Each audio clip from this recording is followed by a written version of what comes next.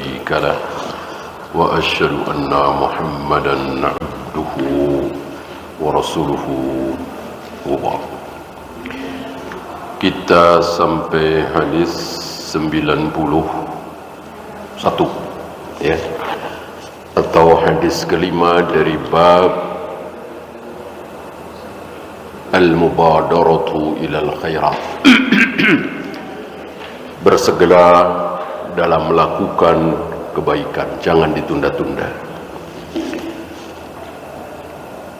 An Anasin radhiyallahu anhu anna Rasulullah sallallahu alaihi wasallam akhadha sayfan.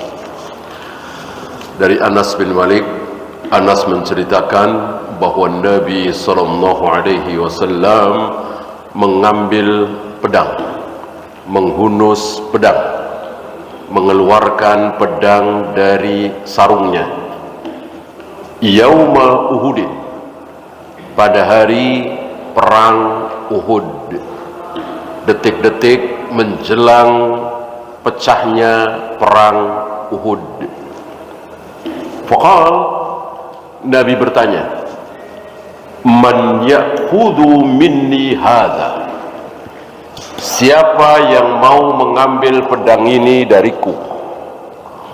Siapa yang ingin mengambil pedang ini dariku? Fabasatu aydiyahum, para sahabat semuanya mengulurkan tangannya. Kullu insanin minhum, semuanya, kullu, semuanya. Zahirnya tidak ada yang tidak mau mengambil pedang itu untuk dijadikan perang tentunya. Ini kan detik-detik menjelang perang Uhud.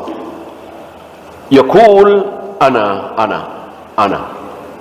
Saya ya Rasul, saya ya Rasul, saya ya Rasul. Ya.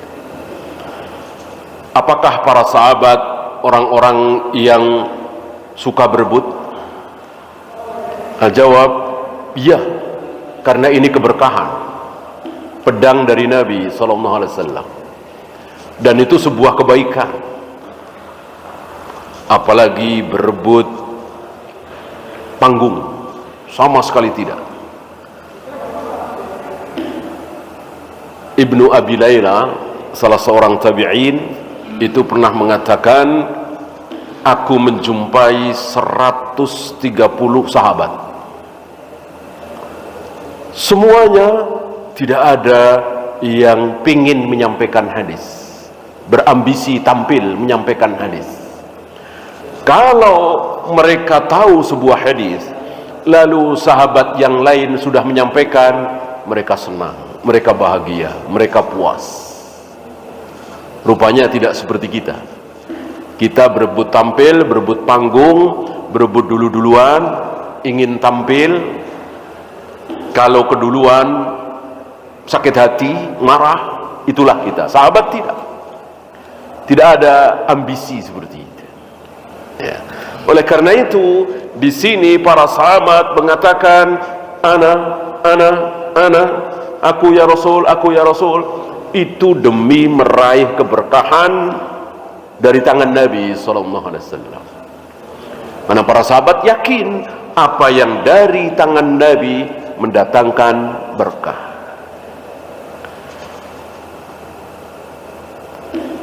Kecuali beliau sudah wafat.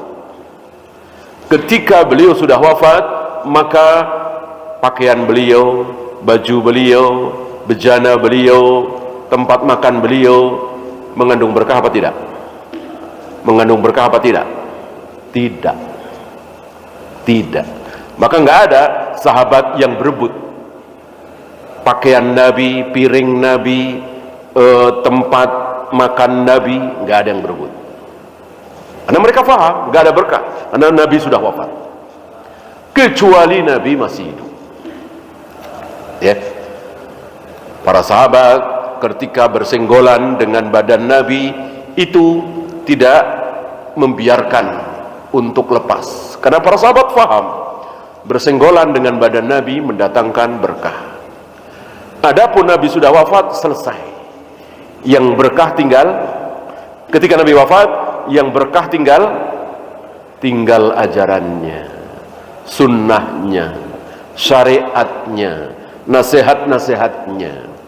Adapun mungkin ada rambut beliau, kuku beliau, pakaian beliau, bejana beliau, tidak mengandung berkah ketika beliau sudah wafat.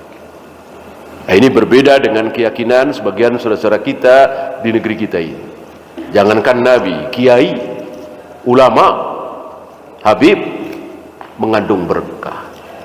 Yang benar tidak, kecuali nasihatnya ulama itu, petuah-petuah ulama yang benar itu, bukan badannya ulama. Badan Abu Bakar, Umar tidak. Para sahabat, para tabi'in tidak mengambil berkah dari badannya Abu Bakar, badannya Umar. Wali terbesar di muka bumi, ulama terbesar di muka bumi, manusia termulia di muka bumi setelah para nabi, para rasul, para sahabat itu. Nah, cuma Nabi yang badannya mengandung berkah itu, cuma Nabi. Itu pun ketika Nabi masih hidup. Aku ya Rasul, aku ya Rasul, aku ya Rasul. Semua sahabat berharap mendapatkan pedang itu. Nabi bertanya lagi, faman ya'khudhuhu bihaqqihi, siapa yang sanggup mengambil pedang ini dengan haknya, dengan memenuhi hak pedang ini. Fahjamal qaumu, tiba-tiba para sahabat diam, menahan tangannya, tidak lagi mengatakan aku ya Rasul, aku ya, semuanya diam. Karena para sahabat bukan manusia-manusia yang gegabah, bukan manusia-manusia yang terlalu pede, sok tahu. Ketika Nabi mengatakan siapa yang sanggup mengambil pedangku ini dengan haknya, ini punya hak ini, si pedang ini punya hak, mereka diam, takut tidak bisa memberikan hak kita. Inilah para sahabat. Bukan para sahabat penakut, bukan. Kalau penakut dari awal tidak bilang anak-anak, saya ya Rasul, saya ya Rasul, tidak. Karena jelas pedang itu harus dipakai untuk perang. Sebentar lagi, beberapa menit lagi terjadi peperangan, perang Uhud.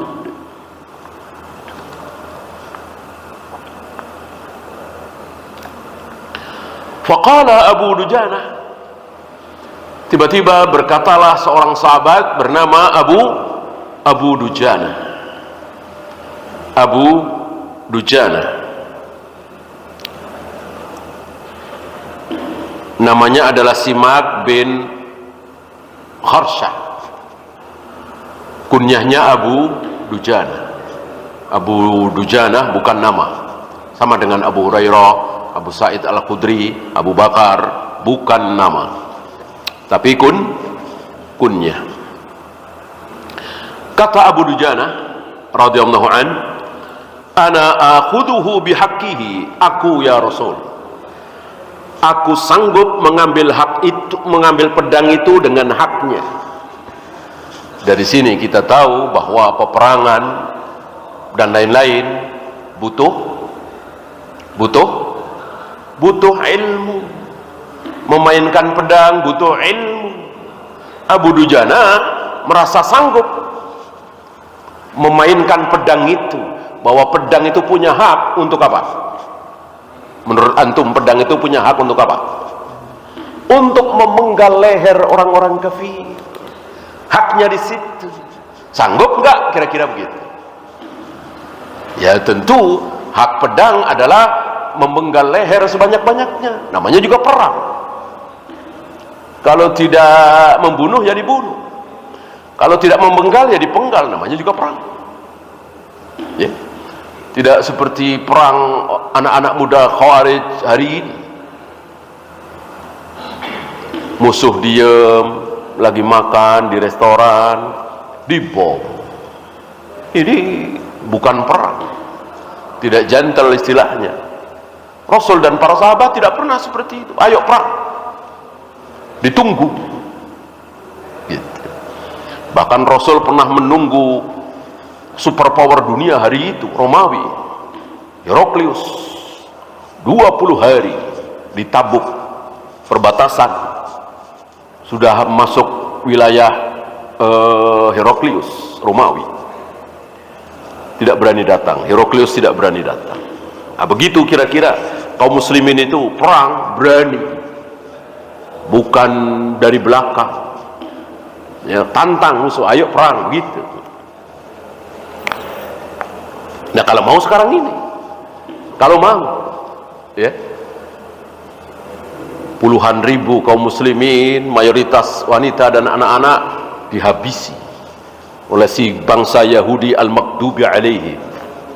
Kalau mau ini kesempatan, ya, ya tentu yang punya senjata, yang punya bom, yang punya pasukan, yang punya jenderal, siapa?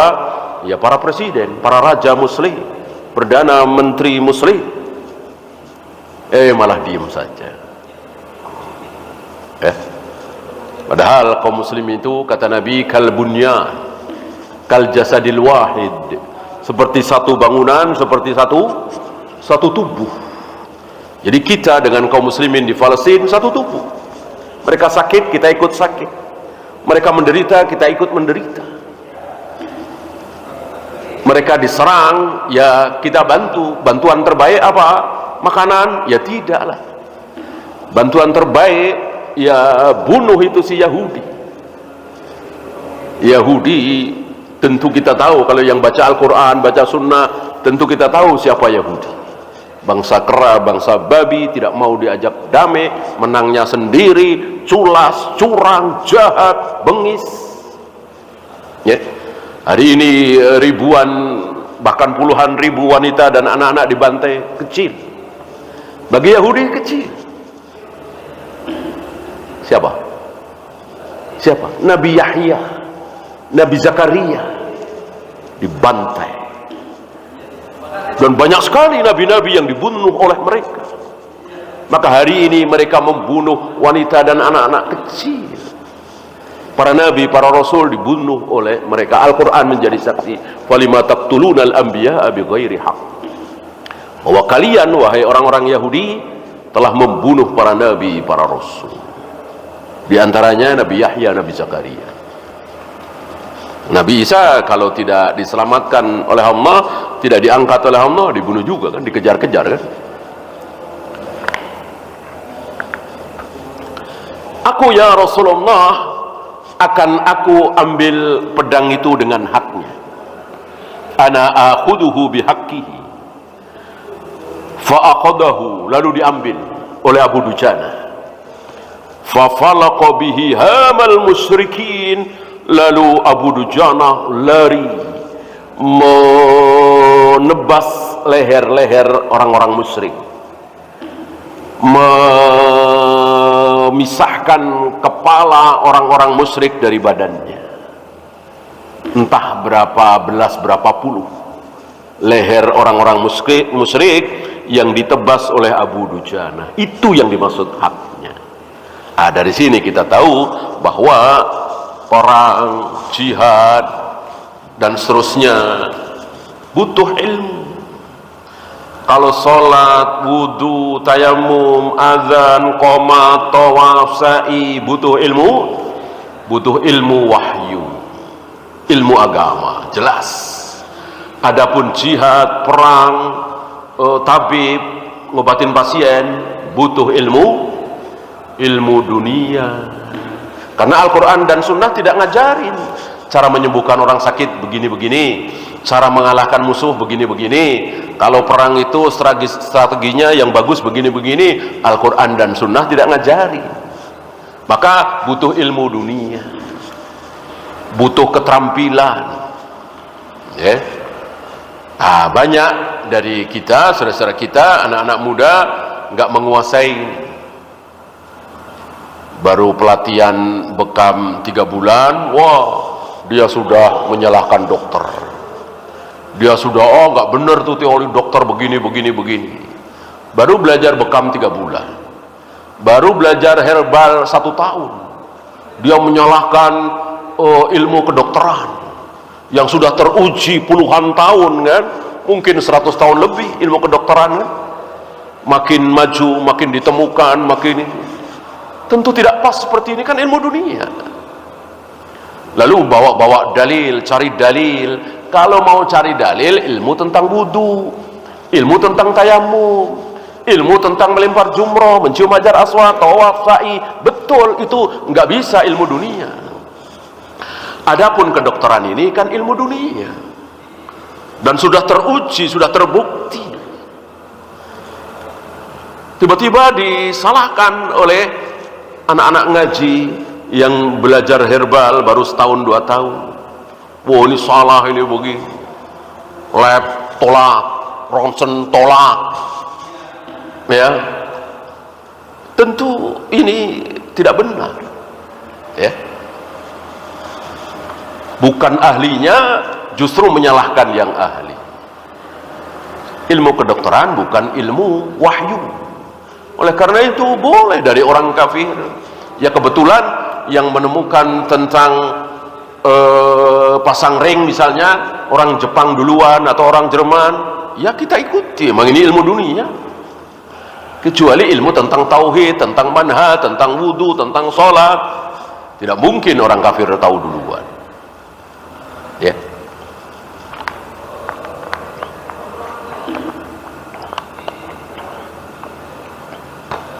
Alangkah baiknya kalau dipadukan, ya kan? Ya silahkan pakai herbal. Tapi tentang ronsen, tentang lab darah, ini sudah teruji, pasang ring segala macam, ya dipakai, jangan ditolak. Kan sudah terbukti.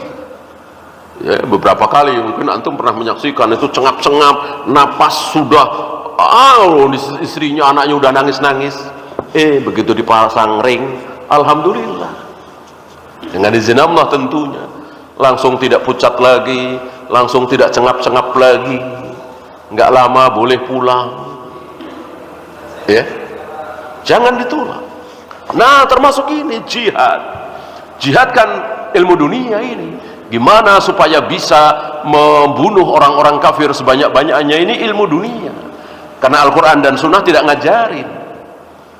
Maka para sahabat yang merasa tidak tahu, nggak sok tahu, menahan diri, nggak jadi mengambil. Karena Abu Dujana mahir dalam bermain pedang, Abu Dujana pede, yakin, maka diambillah dan terbuktilah belasan bahkan puluhan kepala terpenggal oleh Abu Dujana. Nah, beginilah yang dicontohkan oleh Nabi SAW. Manhaj seperti itu. Kapan harus pakai dalil, kapan boleh keluar dari dalil. Ada tempatnya masing-masing. Iya, akhrajahu Muslim, hadis ini sahih, diriwayatkan oleh Imam Muslim. Ada 1, 2, 5 ya. Ada 5 fawaid dari hadis ini. Yang pertama, bayanun li syaja'ati Abi Dujana, menerangkan bagaimana keberanian Abu Dujana, luar biasa. Dan rata-rata para sahabat pemberani, cuman kan bertingkat. Sahabat soleh semua, nggak ada yang nggak soleh, tapi kan bertingkat. Para sahabat bertakwa semua, nggak ada yang tidak bertakwa, tapi kan bertingkat. Yang hafal Al-Quran, sahabat yang hafal Al-Quran ribuan barangkali. Tapi ketika Nabi selesai sholat, sadar tadi ketika sholat kelupaan satu ayat nggak terbaca, Nabi nggak nyari Abu Bakar, Nabi nggak nyari Umar, Nabi nggak nyari Utsman, Ali, Zubair, Tola, tapi Nabi mencari Ubay bin Ka'ab. Ubay bin Ka'ab. Padahal Abu Bakar, Umar, Utsman, Ali, Zubair rata-rata hafal Al-Quran. Tapi yang dicari oleh Nabi adalah Ubay bin Ka'ab. Kenapa? Karena yang paling mungkin, yang paling sempurna hafalan Al-Qurannya adalah Ubay bin Ka'ab. Nabi tahu. Maka Nabi nanya, mana Ubay bin Ka'ab? Saya ya Rasul. Kata Nabi, tadi aku terlewat satu ayat, tidak terbaca. Kenapa engkau tidak ingatkan? Dan luar biasa jawab Ubay, apa? Inni dzanantu annaha qad nusiqat. Aku mengira ayat tadi sengaja engkau enggak baca ya Rasul. Aku mengira ayat itu sudah dimansuh oleh Allah, diangkat kembali menuju Allah. Minhu bada'a wa ilaihi ya'ud, bahwa Al-Quran itu dari Allah dan nanti akan kembali kepada Allah. Banyak ayat-ayat Al-Quran, tidak banyak sekali ya, ada beberapa yang diangkat lagi, kembali lagi kepada Allah. Surat Al-Furqan di zaman Abu Bakar dan Umar, ya Nabi masih hidup waktu itu. Tidak sebanyak surat Al-Furqan yang diajarkan oleh Nabi pertama kali oleh Abu Bakar, berkurang. Umar lupa, Abu Bakar lupa, bahkan Rasulullah juga lupa. Diangkat sengaja, Allah bikin mereka lupa, diangkat oleh Allah. Minhu bada'a wa ilaihi ya'ud, mansub. Dan nanti pada satu hari, entah tahun berapa, apa masih 2000 sekian, apa tahun 3000 atau tahun 4000, hanya Allah yang tahu. Nanti seluruh Al-Quran yang 30 juz, yang 114 surat, semuanya akan diangkat, semuanya kembali kepada Allah. Bukan cuma hafalan kaum muslimin, tapi termasuk yang ada di mushaf. Dan itu hilang dalam satu malam. Minhu bada'a wa ilaihi ya'ud. Al-Quran datang dari Allah dan akan kembali lagi kepada Allah. Dan itu terjadi dalam satu malam. Entah tahun berapa, tanggal berapa, bulan apa, hanya Allah yang tahu. Bahkan malamnya malam apa malam Jumat, apa malam Senin, tidak disebutkan. Berbeda dengan hari kiamat, disebutkan pada hari Jumat.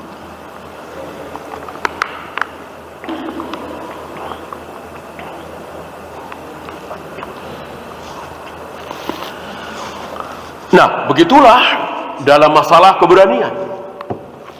Seluruh para sahabat pemberani, tapi ya bertingkat. Abu Dujana termasuk yang pemberani luar biasa.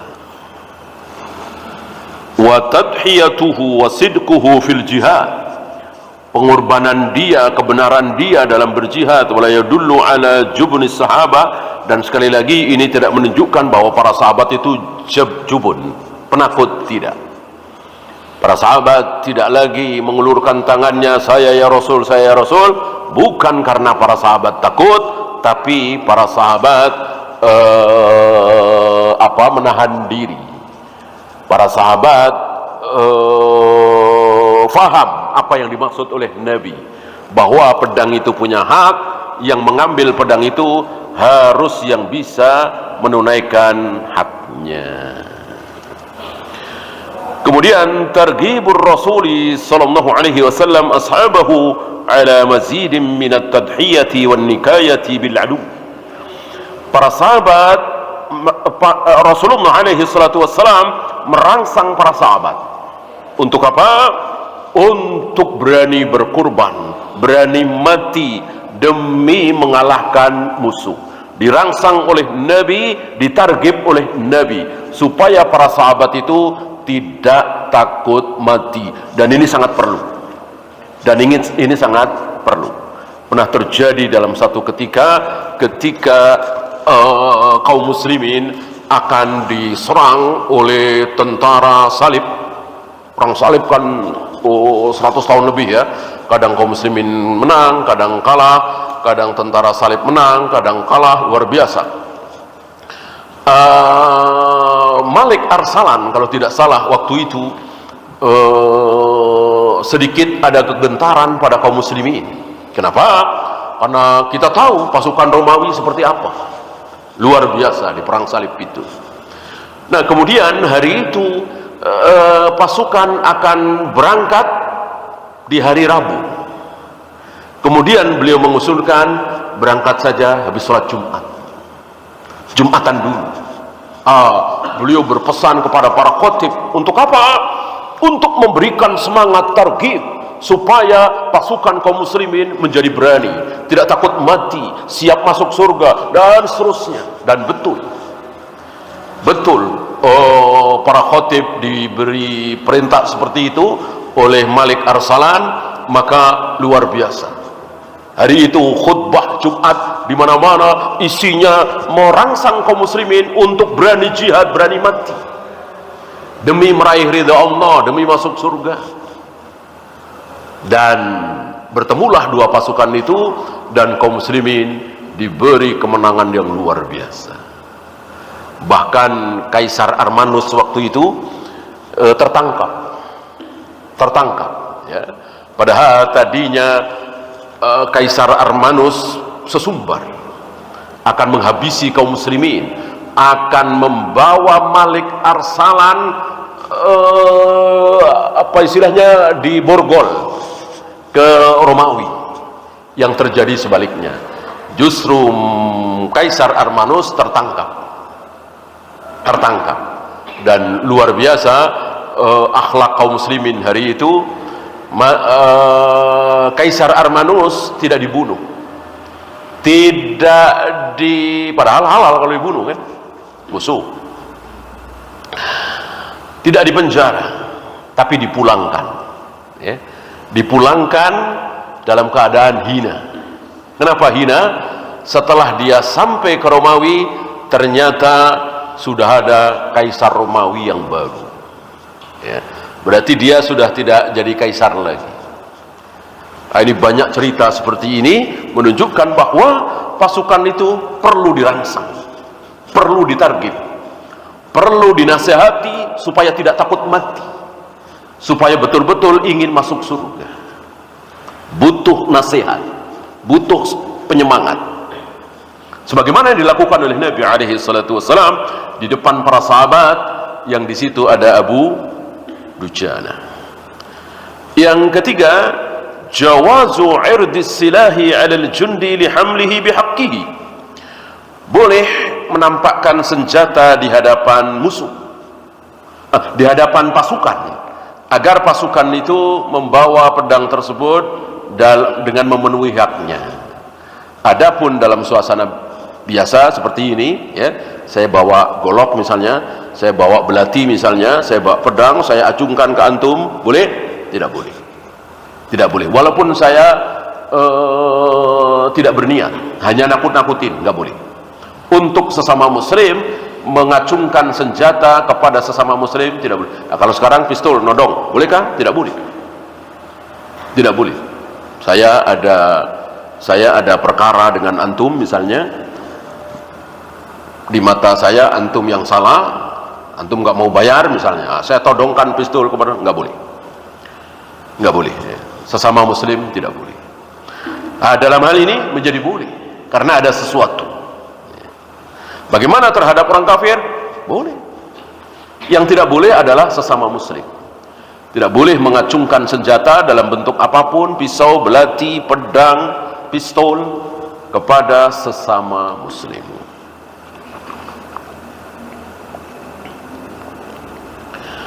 Kemudian qudratun nasi fi hamlis silah mutafawitatun. Kemampuan manusia dalam mempermainkan senjata itu beda-beda. Beda-beda ya, tidak berada dalam satu level. Si A sekali nembak langsung kena dalam jarak jauh. Si B tidak, atau meleset sedikit ya, beda-beda. Diakui oleh Nabi sallallahu alaihi wasallam. Oleh karena itu antum lihat orang yang paling soleh di zaman sahabat tabi'in pasti jadi khalifah? Enggak. Ya. Abu Bakar, Umar betul, Abu Bakar, Umar, Utsman, Ali betul. Tapi setelah itu enggak. Kan setelah itu kan Muawiyah. Apakah Muawiyah paling hebat, paling soleh, paling berilmu dalam masalah fikih, hadis, tafsir? Enggak. Ada Ibnu Mas'ud, ada Ibnu Abbas, ada Abdullah bin Amr bin As dan lain-lain. Tidak jadi khalifah. Karena apa? Dibutuhkan ilmu dunia. Dibutuhkan ilmu dunia. Pernah terjadi ada seorang khalifah yang sangat-sangat soleh, sangat berilmu, ilmu agama ya. tapi kurang cakap dalam ilmu dunia, pemerintahan. Jadi khalifah kan harus menguasai ilmu dunia, pandangannya tajam, ya kan, oh analisanya harus bagus, ya kan, gitu. Nah, ini tidak, memang soleh luar biasa, nggak ada yang mengingkari, menguasai seluruh dunia Islam kecuali Syam. Syam beliau tidak menguasai, ya. Tapi karena yaitu tadi tidak cakap dalam ilmu pemerintahan, akhirnya lepas. Akhirnya hanya menguasai Najd, sekitar Mekah dan Madinah. Lama-lama berkurang, hanya Mekah. Lama-lama hanya sekitar Masjidil Haram, lama-lama hanya sekitar Ka'bah, dan akhirnya terbunuh di situ oleh seorang yang sangat bengis bernama Hajjaj bin Yusuf. Siapa khalifah itu? Dia adalah cucu dari Abu Bakar, bernama cucu dari Abu Bakar dari anak perempuan Asma, ya, Abdullah bin Zubair, anaknya Zubair bin Awam. Zubair bin Awam nikah dengan Asma binti Abu Bakar, punya anak Abdullah, Urwah, dan seterusnya. Nah, ini Abdullah luar biasa solehnya, ilmunya, dan seterusnya. Banyak meriwayatkan hadis dari Aisyah.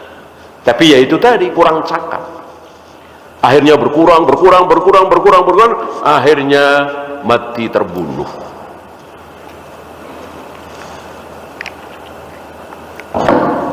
Terakhir, yang bagi ayyuwajjihal muslimu silahahu li falaki hamil musyrikin wa tastiti jam'ihim. Selayaknya seorang muslim menghadapkan senjatanya itu hanya untuk menebas leher orang-orang kafir, untuk memporak-porandakan persatuan mereka, ya. Wa yuharrimu alaihi ayyushira bihi ila akhihi muslim. Tidak untuk menakut-nakuti kaum muslimin, tidak untuk diangkat di hadapan seorang muslim. Karena luar biasa, ya, hak seorang muslim luar biasa yang tidak dimiliki oleh orang-orang kafir. Nah, banyak dari kita tidak menunaikan hak saudara kita sesama muslim. Kita tahu dia sakit, kita tidak jenguk. Kita tahu dia meninggal, kita nggak sholati. Dia minta nasihat, kita nggak nasihati. Dia ngundang kita makan, kita nggak datang, dan seterusnya dan seterusnya. Dia bersin mengucapkan alhamdulillah, kita tidak mengucapkan yarhamukallah. Ini 5 atau 6 hak sesama muslim, ada haknya. Adapun kafir nggak punya hak itu.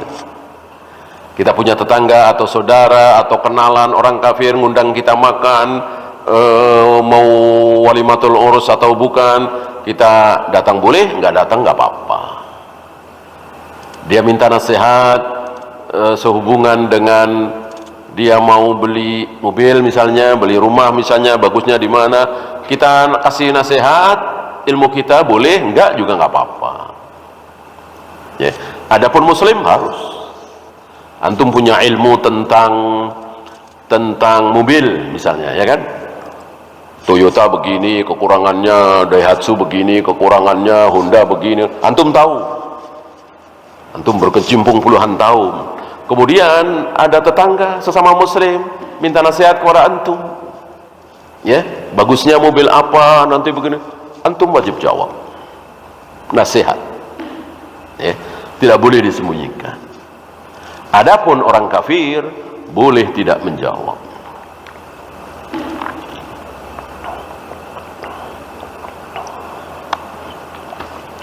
Nah, salah satu kerusakan hari ini, kita menyamakan antara si muslim dengan si kafir, ya. Jangan, beda. Muslim dengan kafir beda, harus kita bedakan. Ada orang kafir datang kita, Pak Haji, assalamualaikum, ya, bolehkah kita nggak jawab? Boleh, boleh. Adapun muslim yang assalamualaikum, wajib kita jawab, berdosa besar kalau kita nggak jawab. Kalau kafir jawab boleh, nggak jawab nggak masalah, ya. Hanya khilaf bainal ulama, menjawabnya cukup waalaikum atau waalaikumsalam warahmatullah, ada khilaf di sini. Wallahu a'lam. Ya, itu saja. Ada pertanyaan, silahkan.